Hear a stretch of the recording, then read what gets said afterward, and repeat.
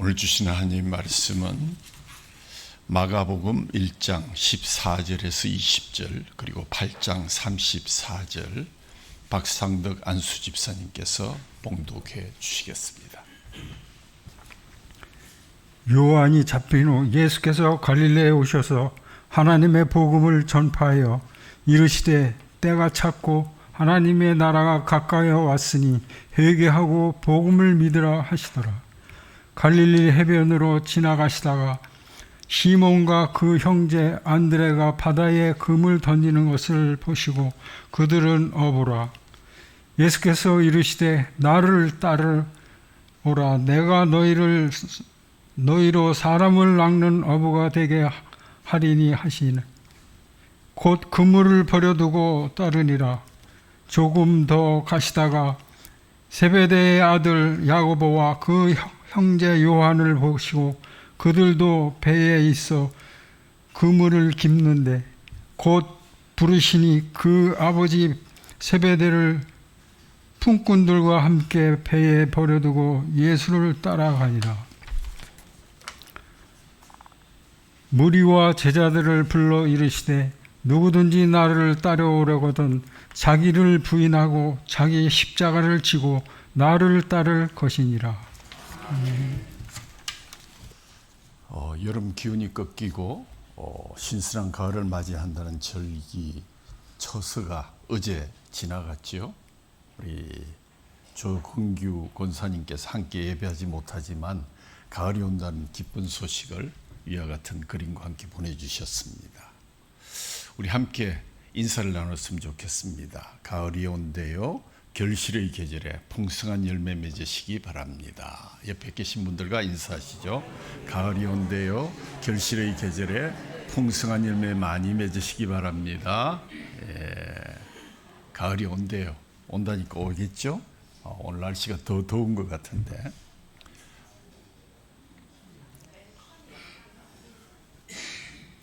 마가복음 1장 15절에는 때가 찼고 하나님 나라가 가까웠으니 회개하고 복음을 믿으라 하는 그런 말씀이 나옵니다.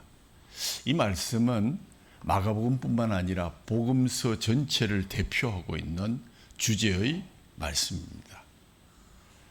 마가복음에 이어지는 두 번째 메시지가 무엇인가를 살펴보니까 그 다음에 나를 따르라 하는 부르심의 말씀이 보여지고 있습니다. 이 본문으로 아마 2년 반 전에 제자의 길이라는 제목의 메시지를 전한 적이 있습니다. 그 당시 팬인가 제자인가 라는 책을 중심으로 제자의 길에 관한 말씀을 저희들에게 주셨습니다. 오늘은 나를 따르라는 이 단문으로 예수님께서 저와 여러분들을 불러주셨습니다. 나를 따르라 하면 여러분들은 어떤 생각을 하시나요? 우리가 어떤 여행을 가면 가이드가 앞에서 조그마한 깃발을 들고 저를 따라오십시오 하는 그런 경우도 있고, 또 우리 인생에 있어서 자기 중심으로 편을 가르기 위해서 나를 따르라고 외치는 특별히 정치꾼들이 많이 있는 것을 알고 있습니다. 예수님께서 이 말씀을 하실 때 한 번에 그친 것이 아니라 기회 있을 때마다 만나는 자들마다 이 개인적인 부르심의 말씀을 주셨습니다. 갈릴리 바닷가에서 시몬과 안드레에게, 또 야고보와 요한에게, 빌립과 나다나엘에게, 또 세무서에서 일하고 있던 레위 마태에게 나를 따르라고 말씀하셨습니다. 우물쭈물 망설이고 있는 사람들에게 가서 죽은 자로 하여금 죽은 자를 장사하게 하고 여러분은 저를 따르십시오. 한 부자 청년에게는 내가 소유하고 있는 것을 팔아서 가난한 자들에게 주고 너는 나를 따르라 이렇게 말씀하셨습니다. 그리고 예전이나 지금이나 만나는 사람들마다 예수님 말씀하십니다. 나를 따르십시오. 이 나를 따르라는 이 한마디 말씀은 참 단순합니다. 명료합니다. 매우 개인적인 호소이기도 합니다. 이 한마디 말씀은 제자도에 관한 신학적인 많은 이론들을 다 젖혀놓고 들려지는 강력한 메시지입니다. 예수님께서 나를 따르라 하셨다. 이 말씀 모든 사람들에게 때로는 예의를 벗어난 어떤 직설적인 공격처럼 들리기도 합니다. 나를 따르라. 갑작스럽게 직설적으로 당신은 나를 따라야 합니다. 그런데 이 나를 따르라에는 어떤 설명이나 호소나 설득하려는 노력이 별로 보이지 않는 것 같습니다. 어찌 나쁘게 생각하면 따르려면 따르고 말려면 말아라 하는 그런 배짱 같은 그러한 음성으로 들리기도 할 수가 있습니다. 예수님 우리에게 직설적으로 자, 이 길로 오시오. 내가 당신에게 보여주겠소 라고 말하고 있습니다. 태초에 하나님이 천지를 창조하시니라. 여러분, 이 귀한 하나님의 말씀의 시작도 아무런 설명이나 여러분에게 이 말 믿어달라고 호소하지 않습니다. 선언하십니다. 태초에 하나님이 천지를 창조하셨습니다. 끝입니다. 성경의 장엄한 시작도 이렇게 단순한 선언으로 시작되었고, 오늘 우리에게 오신 하나님의 아들께서 회개하고 복음을 믿으라는 메시지를 던지시고 개인적으로 만나는 사람들마다 다가가서 나를 따르시오 라고 한 사람 한 사람을 초청하셨습니다. 이 나를 따르라는 예수님의 부르심은 오늘도 우리를 유혹하는 세상적인 부름들과는 판이하게 다른 점들을 우리가 발견하게 됩니다. 첫 번째, 예수님은 혼자 일하시지 않습니다. 그분은 전지전능하셔서 얼마든지 혼자 일할 수 있고 하늘과 땅의 권세를 가지신 분이시라서 하나님의 아들이 무엇이 아쉬워서 우리같이 모자라는 사람들이 필요하겠습니까? 때로는 짐만 되고 때로는 흠이 될 수 있는 우리와 함께 일하시고자 만나는 사람마다 나를 따르라고 말씀하고 계십니다. 짐만 되고 또는 흠이 될 수 있는 우리와 함께 일하시고자 부르심은 가성비를 따지는 계산에 매몰된 세상의 부름과는 전혀 다른 것입니다. 혼자서 하시고 혼자서 박수 받고 혼자서 영광 받아도 충분할 것인데 굳이 저를 집적거리면서 저에게 함께 일해보자고 함께 오라고. 예수님의 생각은 인간들의 생각과 달랐습니다. 혼자 일하시지 않으시고 제자들을 부르시고 훈련시키시고 동역자로 삼으셨습니다. 지금도 예수님은 부족한 저와 여러분을 불러서 함께 일하기를 원하면서 또 함께 예배하기를 원하고 계십니다. 두 번째로 회원 모집에 어떤 자격이나 입회비를 요구하지 않습니다. 요즘 우리 사회는 입회비를 내고 정기적으로 회비를 내야 어떤 회원 자격이 유지되고 또 자격이 필요하고 라이센스가 필요하고 졸업장이 필요한 그러한 회원 모집도 있습니다. 또 어떤 데는 회원들이 만장일치에 동의를 하지 않으면 새로운 신입 회원을 넣어주지 않는 콧대 높은 곳도 많이 있습니다. 그러나 예수님은 찾아가셔서 제발 좀 나와 함께 합시다. 나를 따르시오. 평범한 사람을 찾으셨습니다.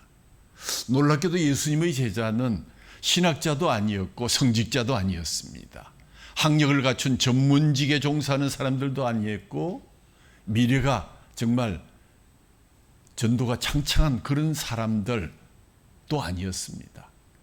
굉장히 상식을 벗어난 놀라움을 주는 그러한 인사정책에 우리는 또 한 번 놀라지 않을 수도 없습니다. 회비도 없고 중간에 탈퇴도 마음대로 하는데 얼마나 매력적입니까? 세 번째로 예수님께서 제자들을 부르실 때 어떤 경력에 어떤 자격을 갖추었는가 그것 논하지 않으시고 단지 이 회의 목적, 나를 따르는 목적은 분명하게 얘기하셨습니다. 예수님께서 말씀하셨습니다. 뭐라 그랬습니까? 나를 따르라. 내가 너희를 사람을 낚는 어부가 되게 하리라. 예수님의 목적은 사람을 살리는 것이요, 또 사람을 낚는 어부가 되게 하는 것입니다. 돈을 많이 벌거나 기업을 크게 하거나 어떤 조직을 만들어서 선거에 승리하거나 또는 군대를 만들어서 남의 나라를 점령하는 것이 목표가 아니었고, 오직 사람을 살리는 것이 예수님의 유일한 목적이셨다. 그래서 사람 낚는 어부가 되게 할 터이니 나를 따르시오. 그것이 전부였습니다. 이 부르심이라는 것, 콜링이라고 그러죠. 여기 유일한 응답이 있다면 그것은 곧 그 명령에 순종해서 따르는 것일 것입니다. 말로 즉시 대답하는 것입니다. 아니, 발로 즉시 행동으로 보여주는 것입니다. 예수님은 생각이 많고 복잡한 계산을 하는 사람, 그런 제자들을 부르지 않습니다. 제자도는 머리로 계산하고 입으로 밀당하는 것이 아니라 발로 즉각적으로 순종하고 행하는 데 있기 때문입니다. 우리가 하나님을 믿는 데 있어서, 순종하는 데 있어서 중요한 것은 단순성입니다. simplicity. 그리고 즉시성입니다. 곧 하셨다. 마가복음에 곧이라는 말이 자주 나타납니다. 곧 따르게 되었습니다. 망설임 없이 계산하지 않고 따르게 되었습니다. 그런데 따라간 모습이 어떻게 따라갔는가? 모든 것을 다 버려두고 곧 그물을 버려두고 따르니라. 또 20절 말씀을 보면 곧 부르시니 그 아버지 세베대를 품꾼들과 함께 배에 버려두고 예수를 따라가니라. 아니, 아버지와 친구들을 배에다 그냥 버려두고, 아버지도 눈에 안 보이고 친구도 눈에 안 보입니다. 그냥 배에서 내려와서 예수님을 따랐다는 것입니다. 예수님을 따라간 사람은 버리고 간 사람이어야 하나 봅니다. 여러분, 무엇을 버리고 예수님을 따라오셨습니까?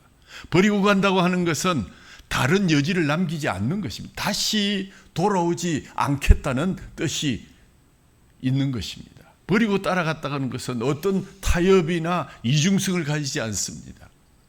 회개하고 복음을 믿었기 때문에 즉시 단순하게, 그리고 최고의 목표를 위한 것이기 때문에 이 목표를 위해서 지금 여기에 있는 것은 버려도 괜찮다는 것입니다. 아니, 버려도 괜찮은 것이 아니라 반드시 이것들은 버리고 다시는 돌아올 수 없는 강을 건너야 한다는 그러한 결단입니다. 자, 그러면 이 예수님의 제자들이 예수님이 누군가를 잘 알았을까요? 몰랐을 것입니다. 소문은 들었을 것입니다. 훈련을 받아서 쓸만한 사람들이었나요? 아니요. 훈련이라고는 평생에 한 번도 받아본 적이 없는, 한참 다듬어야 쓸까 말까 한 그러한 사람들이었습니다. 여러분, 사람들은 언제 감동을 받는 줄 아십니까? 모든 것을 포기하고 자기를 위해서 희생해 줄 때 감동받습니다. 나를 따라 이 말씀은 기독교 전체를 대표하는 슬로건입니다. 왜냐하면 기독교는 예수님 곧 길이기 때문입니다. 기독교는 일정한 어떤 사고체계, 시스템이 아닙니다. 기독교는 그냥 예수님을 따라 걸어가는 것입니다. 예수님 그러셨죠. 나는 그 길이다. 나는 그 진리다. 나는 그 생명이다. 나로 말미암지 않기는 아버지께 올 자가 없다고 말씀하시지 않으셨습니까? 예수를 따라 도서관도 가고 병원도 가고 길에서도 또 양로원에서도 부엌으로, 침실로, 학교로, 시장터로 주님 부르시는 그곳까지 우정과 교제 속에서 그 어느 곳이 되든지 삶의 현장 속으로 그 길을 걸어가야 아버지께로 갈 수 있다는 것입니다. 서론이 좀 길었습니다. 신학교에서 교육받을 때 서론이 길면 설교는 빵점이라고 하신 설교학 선생님의 말씀이 지금 생각납니다. 얼른 본론으로 들어가겠습니다. 말씀의 바늘로 여러분을 집중시키는 은혜가 있기를 바랍니다. 나를 따르라. 이 강력한 한마디 말씀을 통해서 우리에게 주시는 하나님의 아들 예수 그리스도가 우리 각 사람을 향하신 그분의 부르심의 의미가 무엇이었는지를, 이미 부르심을 받았던 사람들은 나에게 주신 부르심의 의미가 무엇인지를 다시 한번 되돌아보고 생각하고 내가 그 의미를 잘 따라가고 있는지를 확인하는 이 아침이 되기를 간절히 소원합니다. 나를 따르는 이 말씀은 우리를 연결시켜 주는 것입니다. 앞이 보이지 않는 우리의 미래, 우리를 미래와 연결시켜 주는 말씀이 나를 따르라. 그럼 내가 너를 미래로 연결시켜 주시겠다는 의미를 함축하고 있습니다. 나를 따르라고 우리에게 말하는 사람이 있다면 분명히 그는 우리의 과거보다는 미래에 관심을 두고 있는 사람일 것입니다. 예수님 역시 우리의 과거에 관심을 두고 계신 분이 아니십니다. 그분은 우리의 미래에 관심을 두고 우리를 부르셨습니다. 우리를 향하신 예수님의 관심은 우리가 과거에 어떤 일을 했다, 어떤 공적을 쌓았다, 어떤 위대한 일에 참여했다 이런 것이 아니라 또 때로는 어떤 나쁜 짓을 했다 이런 과거 아무것도 묻지 않습니다. 그의 관심은 오직 우리가 가야 할 곳, 우리의 미래에 온통 매몰되어 있었습니다. 저와 여러분이 어디로 향해 갈 것인가에 관해서 그분은 깊은 관심을 두고 계시기에 여러분에게 와서 나를 따르시오 라고 부르시는 것입니다. 복음서 페이지를 여러분 한 페이지 한 페이지 읽어보면 우리는 예수님께서 사람을 만날 때마다 그들의 무겁고 어두운 과거에 대해서 말하는 것을 좀처럼 찾기가 어렵습니다. 가늠하다 현장에서 발각된 한 여인이 예수님께 끌려왔지요. 그러나 예수님은 그녀가 가늠하게 된 경위에 대해서 따져 묻지 않았습니다. 왜 도망간 사내에 대해서 묻지 않으셨습니다. 단순히 그녀의 뜨는 손을 잡아 일으키시면서 가라. 그리고 다시는 죄짓지 말라. 얼마나 감동적인 순간입니까? 지나간 모든 것을 지워주시면서 새 출발을 선언하시는 그분이 지금 우리를 부르십니다. 나를 따르라고. 니고데모가 자신의 정체가 드러나는 것이 두려워서 어둑어둑해질 즈음에 예수님을 찾아왔습니다. 예수는 왜 하필 이렇게 어두울 때 왔느냐고 질문하지 않으셨습니다. 무슨 숨길 일이 있어서 이 밤에 찾아왔느냐고 기색도 하지 않았습니다. 그가 하신 말씀은 오직 니고데모야, 너는 다시금 태어나야 하느니라. 너는 다시금 태어나야 하는 것이다. 탕자가 먼 나라에 가서 모든 소유를 탕진하고 집으로 돌아올 때 아버지께 어떤 말씀으로 미사역으로 용서를 구하고 내가 아버지 앞에 설 수 있을 것인가? 아마 많은 편집을 요하는 그런 글을 쓰고 외웠을 것입니다. 그러나 그는 아버지 앞에서 그것을 낭송할 기회를 얻지 못했습니다. 왜요? 아버지의 눈물의 포옹이 그를 입을 다물게 했기 때문입니다. 그 대신 아버지는 그의 손가락에 반지를 끼워주셨고 또 그의 등에 멋진 의복을 입혀주셨으며 그의 발에는 준비된 새 신을 신겨주셨습니다. 아들로서의 모든 권위와 권한, 위엄을 온전히 회복시켜 주셨습니다.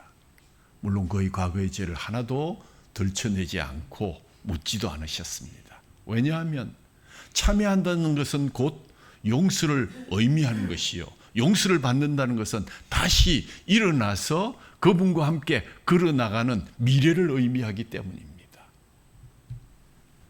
물론 우리는 넘어질 수 있습니다. 아무 일도 없었던 것처럼 뻔뻔스럽게 예수를 따라갈 수는 없을 것입니다. 왜냐하면 우리의 실패와 잘못들이 계속되고 반복되고 우리의 발목을 잡고 우리 속에 남아서 우리의 마음을 고통스럽게 할 것이기 때문입니다.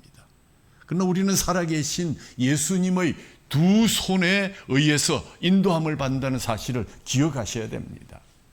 예수님 한 손으로는 가야 할 길을 가르치시면서 다른 한 손으로는 우리의 연약한 손을 붙잡고 함께 길을 걸어가시는 예수님이시기 때문입니다.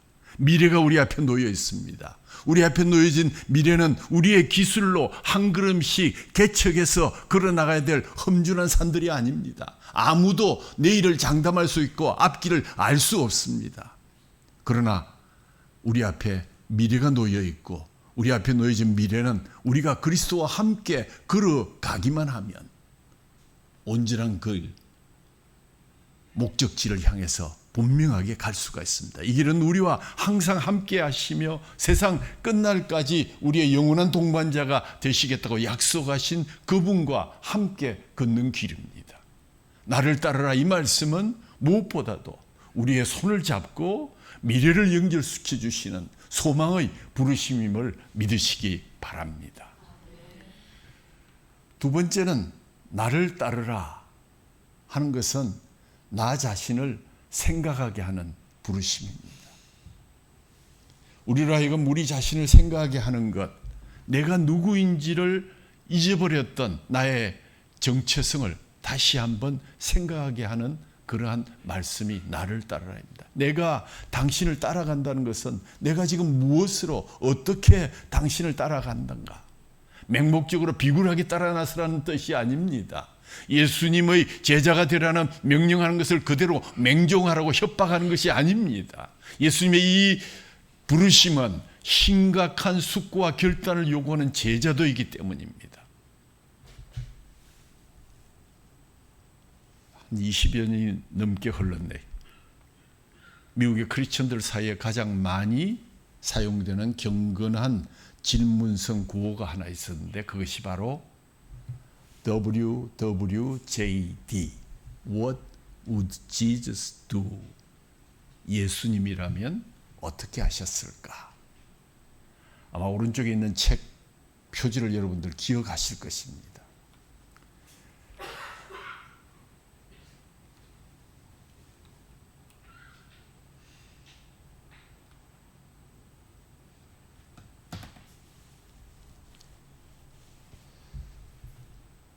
(10여 년) 전 저희 교회 독서 클럽에서 이 책을 그달의 책으로 선정했고 저희 교회 교인들에게도 적지 않은 영향력을 미쳤던 책이라고 생각됩니다. 그중에 함께 독서에 참여했던 몇 분이 벌써 하나님의 부르심을 받아서 소천하신 것을 생각하면서 하늘에서 이 메시지를 들으면서 어떤 미소를 지으실까 그런 상상하는 시간도 가졌습니다. 예수님께서 산상에서 선포하신 팔복 가운데 하나가 이 사실에 대해서 밝게 조명을 해 주십니다. 온유한 자가 복이 있도다. 헬러 원문의 온윤하다는 단어는 원래 거친 야생마를 잘 훈련시키는 과정에 사용되는 단어입니다. 다시 말해서 유순해지고 부드러워진 야생마, 이제는 사람들과 함께 잘 어울리게 된 거친 말에 대해서 사용한 단어가 바로 온유라는 단어입니다. 온유하다, 유순하다는 말은 일정한 통로를 통해서 전달되는 힘을 가리킵니다. 온유함이란 마지못해서 굴복된 힘이 아니라 통로를 통해서 자발적으로 나오는 힘을 의미하는 것입니다. 그래서 굳이 이것을 해석하면 인도된 능력이다, 훈련된 재능이다, 이렇게 말할 수 있습니다. 우린 자신이 가지고 있는 활력이 짓눌려지거나 억제된 사람을 가리켜서 온유한 사람이라 부르지 않습니다.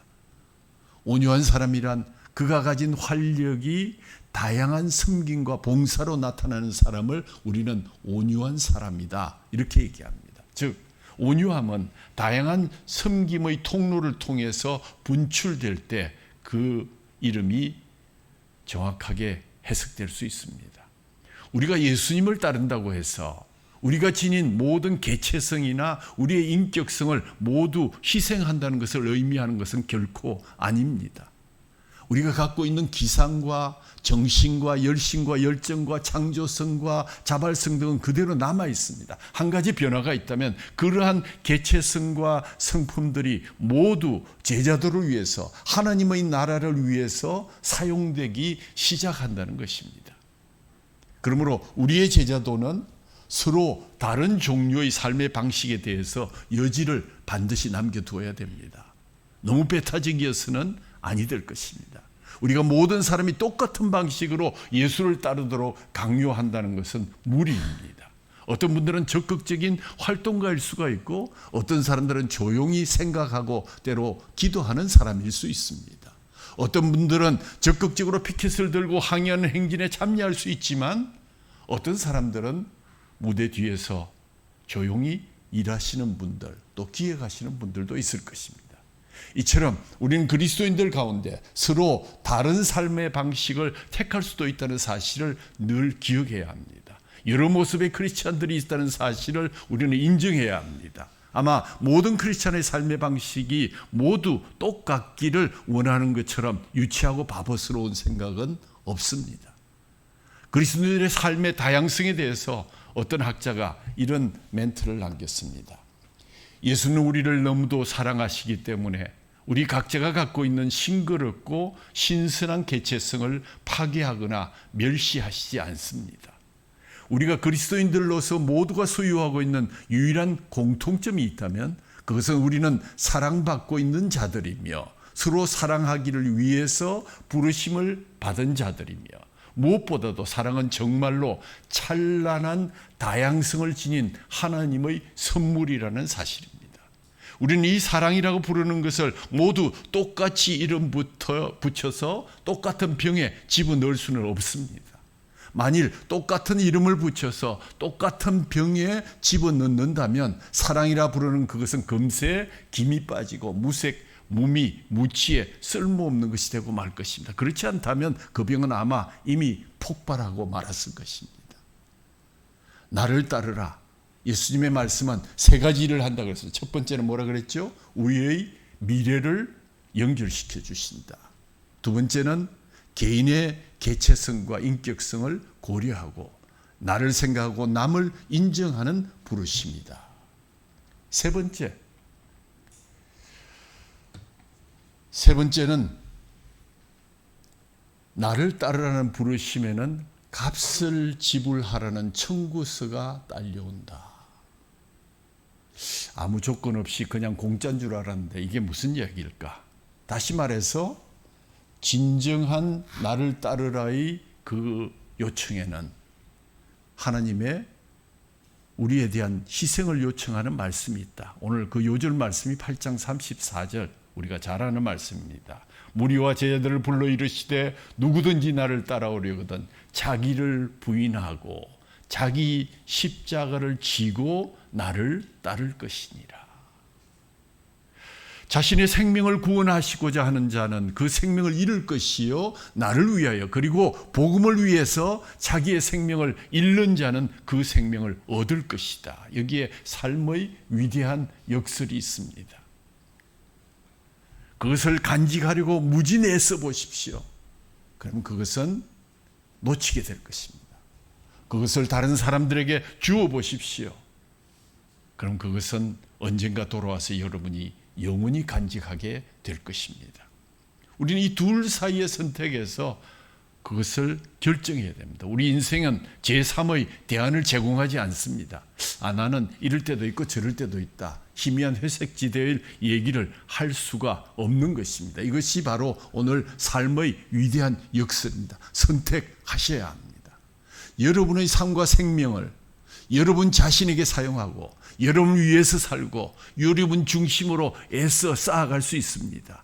아니면 여러분의 삶과 생명을 다른 사람들을 위해서 함께 사용하고 다른 사람들을 위해서 살고 다른 사람들을 중심으로 쌓아갈 수 있습니다. 선택하셔야 합니다. 많은 사람들은 자신들의 생명과 삶을 지키려고 무단 애를 쓰는 것을 볼 수 있습니다. 그들의 삶은 그들 자체만을 위해서 열려져 있습니다. 그들의 삶은 자신들을 향해서 구부러져 있습니다. 그들의 삶은 항상 일방통행입니다. 그들의 삶은 항상 그들의 삶의 방향으로만 진행할 줄 알지 남을 쳐다볼 줄 모릅니다. 그들의 삶의 초점은 항상 풍부한 것, 더 많은 소유, 더 많은 만족, 더 많은 즐김에 초점이 맞춰져 있습니다. 그러나 이런 삶의 아이러니는 이러한 삶은 결국 빈털터리가 된다는 그러한 점입니다. 왜냐하면 사람들의 삶을 구원하고자 하는 사람은 결국 그것을 잃을 것이요. 오직 한 가지 대안이 있다면 그것은 예수를 위해서 오늘 말씀에 보니까 복음을 위해서 자신의 생명을 잃어버리는 것이다.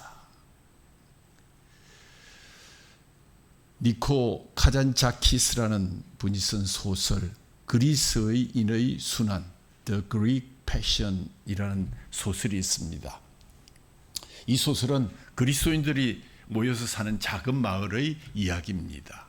매년마다 공연되는 순환절 연속극, 순환절 그 연극에 등장인물로 선택된 사람들이 미리 1년 전에 정해져서 그 역할을 생활 속에서 익혀나가는 그러한 이야기입니다. 이야기에 의하면 동네 어떤 말이 어눌하고 순박한 목동 소년이 다음에 그리스도의 역할을 맡게 되었고, 베드로의 역할은 떠돌이 행상이 맡고, 요한의 역할은 한 부자 청년이 맡고, 유다의 역할은 말 안장을 만드는 직업을 가진 사람이 맡게 되었습니다. 한 해 동안 이 사람들은 심혈을 기울여서 그들이 맡은 역할들을 삶에서 연습하기 시작했습니다. 그러다가 그들은 점차 그 역할을 실제적으로 살아나가기 시작했고, 얼마나 그 역할에 깊이 빠졌던지 그들은 실제적으로 그들이 공연하도록 선택된 역할의 주인공들의 삶을 그대로 살고 있었습니다. 그런데 어느 날이었습니다. 그들의 마을을 쳐들어왔던 터키인들에 의해서 집을 잃고 쫓겨난 가난하고 초라하기 그지없는 떠돌이 그리스도인들이 이 마을에 정착하려고 들어온 것입니다. 그들은 떠돌다가 이 연극을 하는 마을에 이르게 되었고, 그러자 그 지역의 지주들과 큰 마찰을 빚기 시작했습니다. 저놈들을 쫓아내야 된다. 저놈들이 여기 자리를 두고 앉으면 우리의 지분을 잃어버리게 된다. 그런데 그리스도의 역할을 하고 있던 목동 소녀는 어느덧 그들의 편에 서서 그들을 위해서 일하기 시작합니다. 그러자 그들 마을 주민들의 적대감이 희생 제물이 되게 됩니다. 이 소설의 마지막 클라이막스 장면에서 이 목동 소녀는 마을의 교회당에서 살해를 당하게 됩니다. 배신자라는 거죠. 누구에게 이 죽음을 당했을까 알고 보니까 유다의 역할을 하고 있던 바로 그 사람에 의해서였습니다. 그는 마을의 사제들에 의해서 그 목동 소년을 죽이라고 부추김을 당한 것입니다. 오늘 작가가 이야기하려는 것은 분명합니다. 심각하게 그리스도의 역할을 하는 사람은 누구든지, 그리스도를 따라 좀 더 정의롭고 따뜻한 애정이 있는 미래로 들어가려는 사람은 누구든지, 그리스도처럼 생각하고 그리스도처럼 행동하는 사람은 누구든지 우리 자신을 부인하고 우리 자신의 십자가를 질 때 우리는 오직 그리스도만을 따를 수밖에 없다는 사실을 경험하게 될 것이라는 것입니다. 얼마나 귀한 소설인지요. 나를 따르라. 그러나 기억하시기 바랍니다. 그리스도를 따르는 것은 내가 그리스도의 편에 서서 그리스도를 위해서 결정을 내리는 것과는 다릅니다. 우리 문화 속에 수많은 사람들은 그리스도를 위해서 결정을 내리는데 동참합니다. 그러나 불행하게도 대부분의 사람들은 그러한 결정에서 끝나버리곤 합니다. 많은 사람들이 그들은 거듭났다고 주장합니다. 그러나 성숙한 제자들을 보여주는 증거가 매우 희박합니다.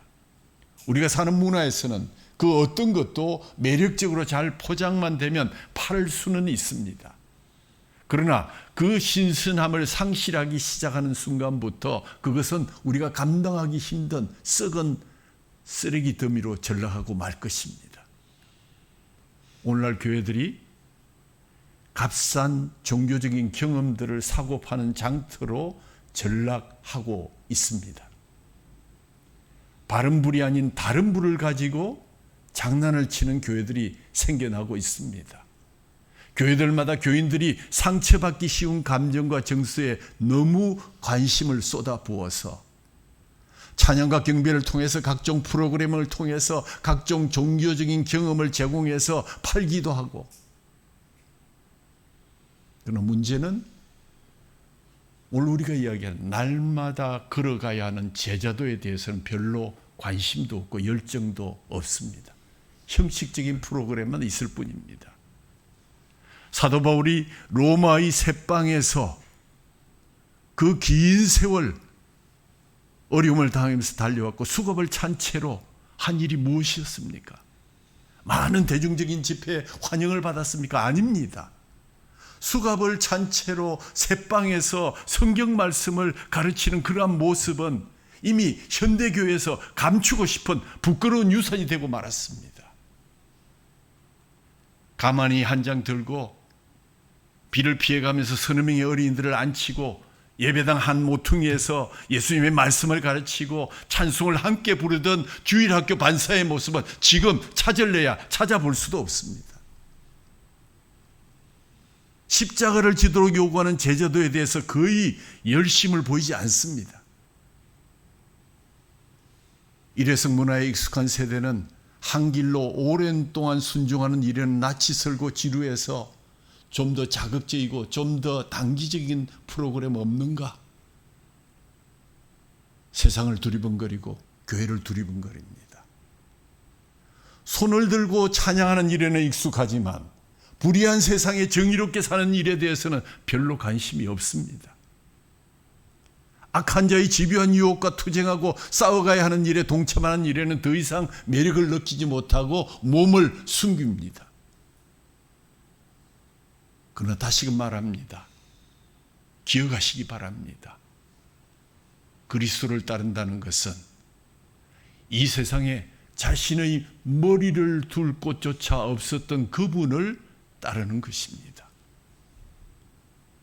그리스도를 따른다는 것은 일편단심의 충성심을 요구하시는 때로는 따분한 그분을 따르는 것입니다.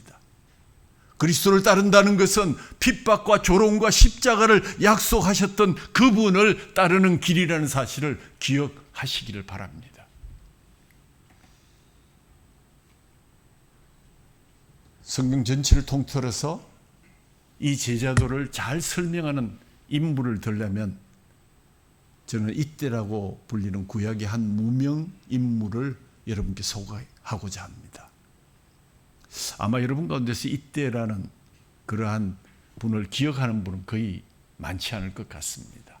이때라는 사람은 다윗 왕의 신복들 중에 한 명이었습니다. 다윗이 한때 자신의 아들 압살롬의 칼을 피해서 도망자의 신세로 전락했을 때입니다. 압살롬은 아버지 다윗으로부터 왕국을 탈취하려고 했을 때 대선은 이미 기울어져서 그의 판도로 다들 읽히고 있었고 어느 어두운 날 군사들과 신복들이 하나씩 다윗을 버리고 떠나기 시작할 때였습니다. 그때 다윗이 뒤를 돌아보니까 이때라는 한 신하를 발견하고 이렇게 말합니다. 이때여 어째서 네가 우리와 함께 가려고 하느냐? 너는 예루살렘으로 돌아가서 새 왕과 함께 머물러 있거라. 너는 망명해온 외국인이 아니더냐?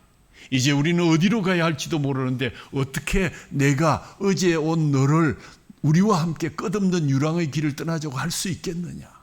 그러니 너는 고향으로 돌아가거라. 여호와께서 은혜를 베푸시기를 원한다. 나와 함께 간다는 것은 곧 고난과 죽음을 의미하는 것이야. 신하에 대한 애틋한 정으로 다윗이 그렇게 말했는데 그때 이방인 신하 이때가 어떤 말로 대답을 했는가? 참으로 아름답고 감동적인 말씀. 사무엘하 15장 21절 여호와의 살아계심과 내 주 왕의 살아계심으로 맹세하옵나니 진실로 내 주 왕께서 어느 곳에 계시든지 사나 죽으나 종도 그곳에 있겠나이다. 이것이 제자도입니다. 이것이 나를 따르는 주님의 말씀에 대해서 바르게 응답하는 자의 삶입니다. 자세입니다. 이것이 그와 함께 발로 걷겠다고 따라 나서는 사람의 응답입니다. 이방인 남자 말고 또 여인을 하나 소개할까요? 두 아들을 잃고 다시 베들레헴으로 돌아가는 시어머니 나오미를 향해서 한 여인이 이렇게 부르짖었습니다. 내게 어머니를 떠나며 어머니를 따르지 말고 돌아가라. 강권하지 마옵소서. 어머니께서 가시는 곳에 나도 가고 어머니께서 머무시는 곳에 나도 머물겠나이다. 어머니의 백성이 나의 백성이 되고 어머니의 하나님이 나의 하나님이 되시리니 어머니께서 죽으시는 곳에서 나도 죽어 거기 묻힐 것이라. 만일 내가 죽는 일 후에 어머니를 떠나면 여호와께서 내게 벌을 내리시고 더 내리시기를 원하나이다. 이 이방 여인 룻은 모압 출신의 이방 여인으로 훗날 이스라엘의 다윗의 왕가의 조상이 되었습니다. 제자도 할 때 이때와 룻을 기억해 주시기 바랍니다.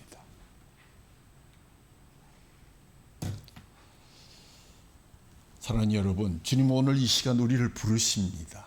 이 말씀에 오늘 여러분들이 아멘으로 헌신할 수 있기를 바랍니다. 무엇을 할까? 어떻게 할까? 나는 모자라는데 이것은 여러분의 소관이 아닙니다. 부르시는 분이 알아서 하실 문제입니다. 내가 결정해놓고 하나님께서 따라오라고 그런 기도하지 마십시오. 하나님이 나를 어떤 인생으로 만드실지 아무도 알 수가 없지 않습니까? 아브라함은 갈대아 우르를 떠나 갈 바를 알지 못했지만 그냥 따르기로 순종했고 그래서 믿음의 조상이 되지 않았습니까? 제자도의 대가라는 책을 쓴 독일의 신학자 디트리 본헤프, 그리스도를 따른다는 것이 진정 무엇일까? 아까 말한 온유함도 여기서 나왔지만 산상수훈을 해설을 중심으로 쓴 책이었습니다. 근데 그 책이 나치 정권이 들어서던 1937년 출판되었고 이 본헤프의 제자도 신학이 발전해서 그는 결국 그의 죽음을 초래하게 된 것으로 알려져 있습니다. 그는 죽기 전에 마지막으로 가족과 약혼녀에게 선한 능력으로라는 시를 보내어서 우리가 잘 애창하고 있는 곡이 되고 있습니다. 그는 마지막 유언을 이렇게 남겼습니다. 죽음은 끝이 아니라 영원한 삶의 시작이다. 이 책에서 가장 많이 인용되는 부분 중 하나는 본헤프가 값싼 은혜와 값비싼 은혜를 구별해야 된다. 본헤프에 따르면 값싼 은혜는 우리 교회의 치명적인 적이다. 오늘의 우리의 싸움은 값비싼 은혜를 얻기 위한 싸움이다. 값싼 은혜는 싸구려 은혜이며 헐값의 용서이며 헐값의 위로이며 헐값의 성만찬이다. 그것은 교회의 무진장한 저장고에서 몰지각한 손으로 생각 없이 무언정 쏟아내는 은혜일 뿐이다. 값싼 은혜는 제자도가 없는 은혜요, 십자가가 없는 은혜요, 살아계시고 성육신하신 예수 그리스도를 부정하는 은혜이다. 값싼 은혜는 죄인을 의롭다고 하는 것이 아니라 죄를 의롭다고 한다. 은혜가 홀로 모든 것을 알아서 처리를 두니까 그냥 그대로 있으면 된다고 이야기한다. 값싼 은혜는 우리가 스스로 취한 가짜 은혜에 불과하다. 그리고 값싼 은혜의 최대의 결함은 제자도에 대한 청구서가 없다는 것이다. 대단하죠? 그러면서 값비싼 은혜는 예수님을 따르는 은혜로운 부르심으로 우리를 직면하게 한다. 그것은 상한 심령과 통회하는 마음에 대한 용서의 말씀으로 우리에게 다가온다. 그것은 사람으로 하여금 그리스도의 멍에를 메고 그분을 따르도록 강요하기 때문에 값비싼 것이다. 예수님께서는 내 멍에는 쉽고 내 짐은 가볍다고 말씀하셨기 때문에 그것은 분명 값비싼 은혜이다. 그분과 함께 길을 따라 나서십시오. 그가 보여주시는 길로만 가시면 됩니다. 걱정하지 마십시오. 한 손은 그분의 손을 잡고 또 한 손은 그분의 다른 손을 바라보십시오. 오늘날 많은 세상의 유혹의 깃발들이 나부끼고 있습니다. 우리를 미래로 연결시키는 부르심의 깃발, 나 자신을 발견하고 남을 인정해 줄 아는 부르심의 깃발, 그리고 나에게 값비싼 은혜의 청구서를 보낸 깃발은 오직 예수 그리스도의 깃발밖에 없습니다. 나를 따르라, 내가 사람을 낚는 어부가 되게 하겠다고 그 목적을 분명히 밝히신 부르심의 깃발을 따라 오늘도 이 제자의 길을 걷기를 결단하시고 모든 것 버리고 주님을 따라 나선 여러분들에게 주님의 연총이 계속하여서 끝까지 천성에 이룰 수 있는 놀라운 역사를 이끌어 가시는 저와 여러분 되기를 주님의 이름으로 축원합니다. 우리 찬양집 79번 같이 부르신 후에 계속해서 주님이 주신 값비싼 성찬의 예식을 드리도록 하겠습니다.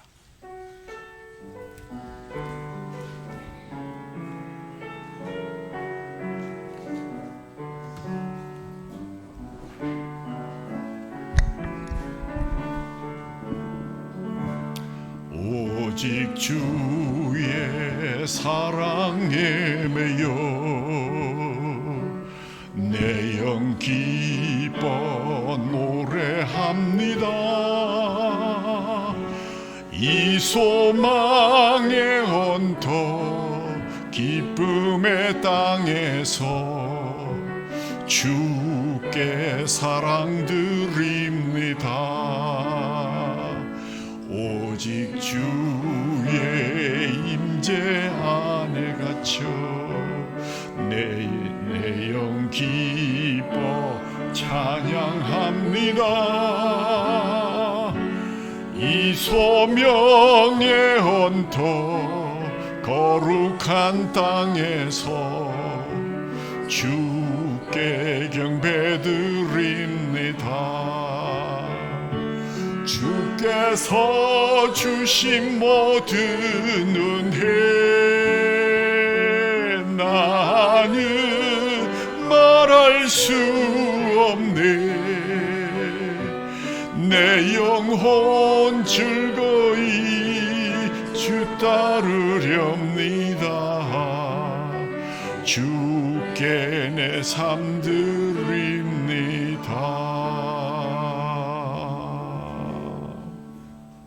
하나님 아버지, 우리를 미래로 부르시는 깃발, 나 자신을 발견하고 남을 인정하는 부르심의 깃발, 그리고 나에게 값비싼 은혜의 청구서를 보낸 깃발은 오직 예수 그리스도의 나를 따르라, 내가 사람 낚는 어부가 되겠다고 하신 그 깃발밖에 없음을 다시 한번 알게 하시니 감사합니다. 그리스도를 본받음이 없는 은혜, 십자가 없는 은혜, 살아계신 예수 그리스도, 곧 사람이 되신 예수 그리스도를 무시하는 값싼 은혜에 더 이상 중독되지 않게 하시고, 제자도에 대한 요구가 없다는 것, 그것으로 인해서 우리가 유혹받지 않게 하옵소서. 상한 심령과 통회하는 마음에 대한 용서의 말씀으로 다가오는 예수님의 값비싼 은혜를 누리는 바른 예배, 바른 불의 사람들이 되게 하여 주옵소서. 사람으로 하여금 그리스도의 멍에를 메고 그분을 따르도록 강요하기 때문에 값비싼 것입니다. 하나님, 우리가 우리의 멍에를 메고 주님을 따라가는 것이, 십자가를 지고 따라가는 것이, 자기를 부인하고 자기의 십자가를 지고 나를 따르는 청구서를 기쁘게 받고 값을 기꺼이 지불하려는 진정한 제자들의 길을 걷는 백성들이 되게 하여 주옵소서. 하나님, 오늘도 저희들의 정말 귀한 값비싼 주님의 식탁에 나왔습니다. 오직 그리스도로 인해서 하나님께서는 우리를 하나님의 자녀요 상속자로 인정해 주셨고, 오직 그리스도로 인해 우리가 하나님의 은혜의 보좌로 들어갈 수 있게 되었으며, 오직 그리스도에 의해서 우리가 영적 왕국에 들어가 그분의 식탁에서 먹고 마실 수 있음을 확인하는 귀한 식탁을 이 땅에서 또 맞게 되었습니다. 그분과 함께 오늘 우리는 천국에서 함께 교제하며 주님의 능력에 힘입어서 우리의 몸이 티끌 가운데 들어올려져서 주님의 끝없는 사랑 안에서 함께하는 놀라운 값비싼 은혜의 자리를 초청해 주신 주님께 감사드립니다. 우리 자신들을 돌아보고 이 청량 못할 은혜는 오직 하나님께서 사랑하시는 외아들 예수 그리스도에 의해서 하나님의 자비로우신 은혜와 자비 가운데 이루어지신 것을 믿고 고백합니다. 우리 하나님의 성도들은 성령님의 감화를 받아서 하나님께 모든 감사와 찬양과 영광을 세세무궁토록 올리며 주님의 깨어진 살과 주님의 주신 피를 감사와 찬양으로 마십니다. 주님, 이 모든 것이 하나님의 은혜임을 고백하는 백성들에게 주님의 놀라운 은혜를 더하여 주옵소서.